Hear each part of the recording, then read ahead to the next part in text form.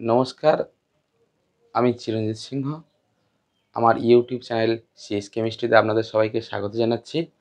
আগের দিন বা আগের ভিডিওতে আমরা যতদূর শিখেছিলাম, আগের ভিডিওতে আমরা আরএস নামকরণের যতদূর শিখেছিলাম, আজকের তারপর থেকে শুরু করব। আমরা নতুন কিছু উদাহরণ দেব এবং এখানে এমন কিছু উদাহরণ দেব যেগুলো কিন্তু আগে দেয়া হয়নি। আজকের আমরা দেয়া শুরু করছি, কাজের কথায় চলে যাচ্ছি।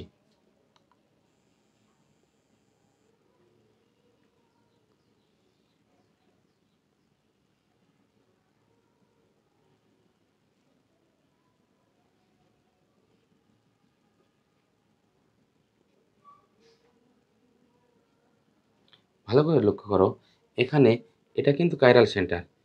এই কাইরাল সেন্টারটির কিন্তু আর এস নামকরণ করতে হবে। এই কাইরাল সেন্টার আর এস নামকরণ আমরা করব। কি করে করব? দেখো দেখো এখানে যে 4টে গ্রুপ আছে, তার মধ্যে নিঃসন্দেহে এটি হচ্ছে সবচেয়ে কম প্রায়োরিটি সম্পন্ন। সুতরাং এটি যে 4, তা নিয়ে আমাদের কারোর কোনো সন্দেহ নেই। এবারে আমাদের 1 খুঁজতে হবে। 1 খুঁজতে গেলে দেখো, প্রথমে আমরা যে সমস্যাটায় পড়ছি, 1 নম্বর খুঁজতে গেলে আমাদের এখানে আছে ওএইচ গ্রুপ আর এখানে আছে COOH গ্রুপ। আপাতদৃষ্টিতে মনে হতে পারে ওএইচ গ্রুপের প্রায়োরিটি COOH গ্রুপ অপেক্ষা কম, কারণ এখানে আছে অক্সিজেন এবং হাইড্রোজেন, এখানে 2টো অক্সিজেন, 1টা হাইড্রোজেন এবং কার্বন। কিন্তু প্রায়োরিটি অর্ডার ঠিক করতে গেলে আমাদেরকে কিন্তু সিকোয়েন্স অর্ডারটাকে মেনটেন করতে হবে। কেমন? COOH এই গ্রুপটির অর্থ কী? COOH এই গ্রুপটির অর্থ হচ্ছে এখানে কার্বন আছে, কার্বনের সঙ্গে একটা ডাবল বন্ড ও আছে, আর একটা ও আছে, আর একটা এইচ আছে। এইটি হচ্ছে COOH। আর এখানে OH অর্থ হচ্ছে শুধু ও আছে আর OH আছে। এটা কিন্তু এই এই যে স্টার অর্থাৎ কাইরাল কার্বন, এখানে কিন্তু কাইরাল কার্বনটা অবস্থিত, এখানে কিন্তু কাইরাল কার্বনটি অবস্থিত। ভালো করে লক্ষ্য করো, আমরা দুটো জিনিস এখানে ব্যাখ্যা করার চেষ্টা করছি। এখানে কি ঘটনা ঘটছে? এখানে কাইরাল কার্বনের সঙ্গে সরাসরি অক্সিজেন যুক্ত আছে, কিন্তু এখানে কাইরাল কার্বনের সঙ্গে প্রথমে কার্বন আছে, তারপরে অক্সিজেনগুলো আছে।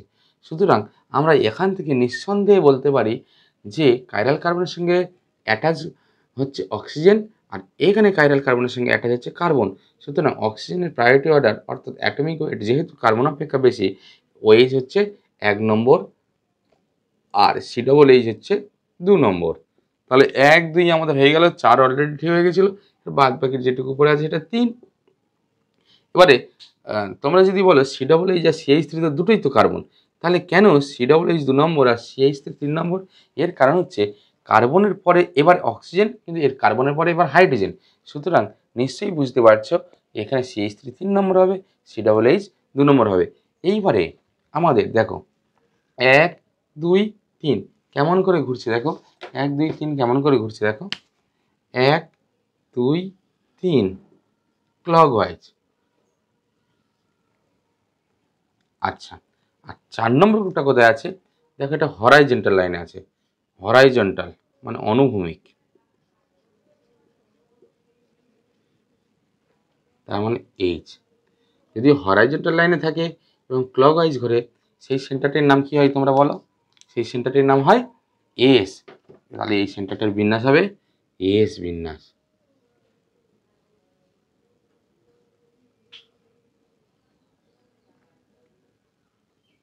এই সেন্টারটির বিন্যাস হলো এস বিন্যাস। তাহলে আমরা এই উদাহরণটা কি শিখলাম? না, আমাদের কিন্তু প্রায়োরিটি অর্ডার কেবলমাত্র অ্যাটমিক ওয়েট বা গ্রুপ ওয়েট দেখলে হবে না। সংশ্লিষ্ট কাইরাল কার্বনের সঙ্গে যে অ্যাটমটি প্রথম যুক্ত আছে তার অ্যাটমিক ওয়েট কিন্তু আমাদের এখানে কিন্তু বিবেচ্য বিষয়। সুতরাং এই সেন্টারটির বিন্যাস হলো এস বিন্যাস। এখন আমরা আরও ইন্টারেস্টিং কিছু পার্টে চলে যাচ্ছি। দেখো, দেখতে থাকো ভিডিওটা।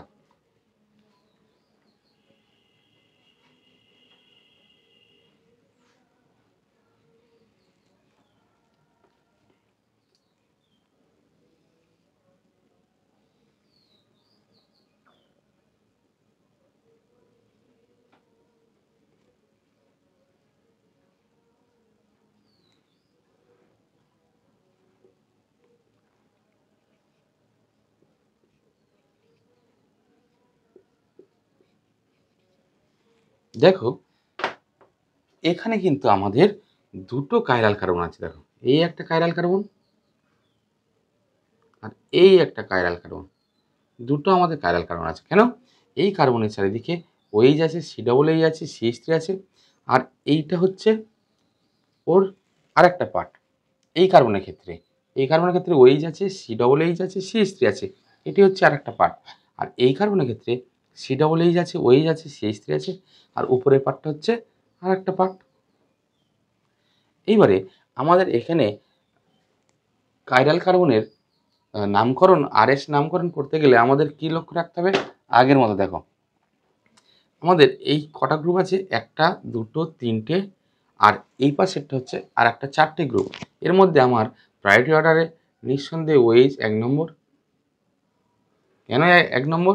কারণ এই কার্বনের সঙ্গে সরাসরি ও যুক্ত আছে, এই কার্বনের সঙ্গে সরাসরি কার্বন যুক্ত আছে, আর এই কার্বনের সঙ্গে সরাসরি কিন্তু আরেকটা কার্বন যুক্ত আছে, আর এই কার্বনের সঙ্গে সরাসরি আরেকটা কার্বন যুক্ত আছে। সুতরাং এই কার্বনের ওএইচটা অক্সিজেন যুক্ত আছে বলে এই কারণে ওএইচটা কিন্তু 1 নম্বর প্রায়োরিটি। এবারে 2 নম্বর প্রায়োরিটি, 2 নম্বর সি ডবল এইচ, তাহলে কার্বন আছে। দেখো এখানে আমি একটু করে দিচ্ছি, এটা সি ডবল ও এইচ, এই কাইরাল কার্বনটির সাপেক্ষে। আর এ পাশে কি আছে? C O H, C double H, সিএইচ3, এই কাইরালটির সাপেক্ষে। সুতরাং দুটোকে যদি আমি জুড়ে দিই তাহলে কেমন দেখতে লাগছে? C O H double one O, C O H, C double H, সিএইচ3, আর এই হাতে তো সিএইচ3, আগের সিএইচ3 আছে। তাহলে দেখো এই দুটো গ্রুপকে যদি আমি বিবেচনা করি তাহলে দেখো এই কাইরাল সেন্টার সঙ্গে এই কার্বন আছে, অক্সিজেন আছে, এই কার্বন আছে, এই অক্সিজেন আছে, এই ওএইচ আছে, এই ওএইচ আছে, তাহলে ওএইচ ওএইচ হয়ে গেল। এইবারে এই কার্বনের সঙ্গে কি আছে? কার্বন কার্বন, এই কার্বনের সঙ্গে কি আছে? অক্সিজেন। সুতরাং এই কার্বনের সঙ্গে প্রথম ওএইচ যদি ড্র হয় তাহলে এটা অক্সিজেন আর এটা কার্বন বা কার্বন, তাহলে এটা তো হেরে গেল। সুতরাং এটা হচ্ছে 2 নম্বর, এটা হচ্ছে আমার 2 নম্বর প্রায়োরিটি, এটা হচ্ছে আমার 2 নম্বর প্রায়োরিটি। 3 নম্বর তাহলে কোনটা? 3 নম্বর হচ্ছে এই পার্টটুকু, নিচের পার্টটুকু হচ্ছে 3 নম্বর। কেন? কারণ নিশ্চয়ই সি ও এইচ আর সিএইচ3 এর মধ্যে এ জিতবে, তাহলে এই হচ্ছে 4 নম্বর। একইভাবে আচ্ছা পরে যাচ্ছি, আমি এটা তাহলে করে নিই। 1, এই 2, এই 3, তাহলে কেমন যাবে? দেখো কেমন যাবে, দেখো 1, 2, 3 কেমন হলো? অ্যান্টি ক্লকওয়াইজ, এটা হচ্ছে অ্যান্টি ক্লকওয়াইজ। আর 4 নম্বরটা কোথায় আছে? হরাইজন্টাল। 4 নম্বর যদি হরাইজন্টাল থাকে আর যদি 1, 2, 3 এর বিন্যাস অ্যান্টি ক্লকওয়াইজ হয় তাহলে সেই সেন্টারটার নাম কি হয়? আর সেন্টার। সুতরাং এই সেন্টারটার নাম কি হবে? আর সেন্টার।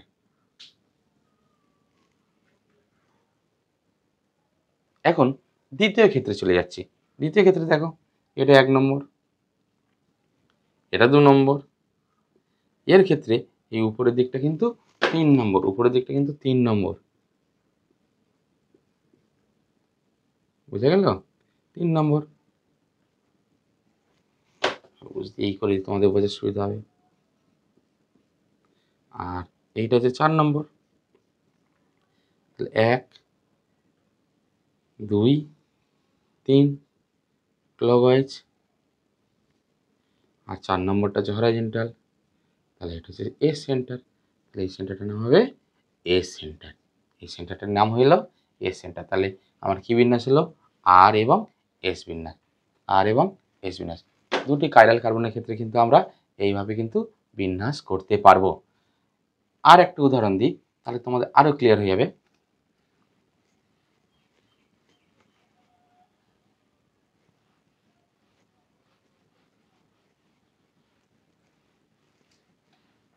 দেখো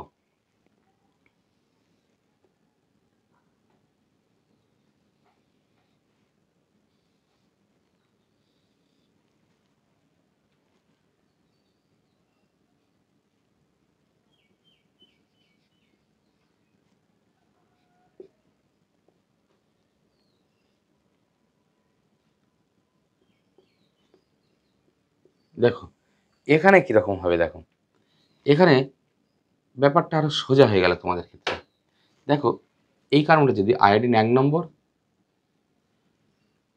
এই কার্বনের এরপরে এ হচ্ছে কার্বন, এই হচ্ছে ব্রোমিন, তাহলে এর 2 নম্বর, নিঃসন্দেহে নিচের দিকটা 3 নম্বর, আর এটা 4 নম্বর। 1,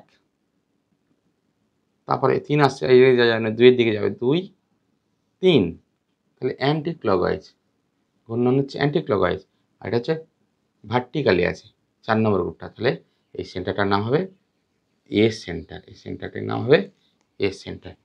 এবার এই কার্বনের ক্ষেত্রে করে দিই, দেখো এটা 1, একই হবে এটা 2, আর এইটা হচ্ছে উপরের পার্টটা হচ্ছে ক্ষেত্রে 3, আর এটা হচ্ছে 4, 1, 2, 3 অ্যান্টি ক্লকওয়াইজ, আর এটা 4 নম্বরটা ভার্টিক্যাল আছে, তাহলে এটাও এস সেন্টার।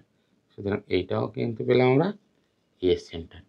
তাহলে বোঝা গেল আমরা কিন্তু এইভাবে কিন্তু ফিশার প্রজেকশনের আরএস নামকরণ করতে পারবো। তো এই ছিল আমাদের ফিশার প্রজেকশনের আরএস নামকরণ। এইবারে আমরা চলে যাব flying wedge formula, flying wedge অভিক্ষেপ, ফ্লাইং ওয়েজ প্রজেকশান, একটা নতুন ধরনের অভিক্ষেপ বা প্রজেকশান যেখানে আমরা আরএস নামকরণ করতে পারবো, সেটা হচ্ছে ফ্লাইং ওয়েজ।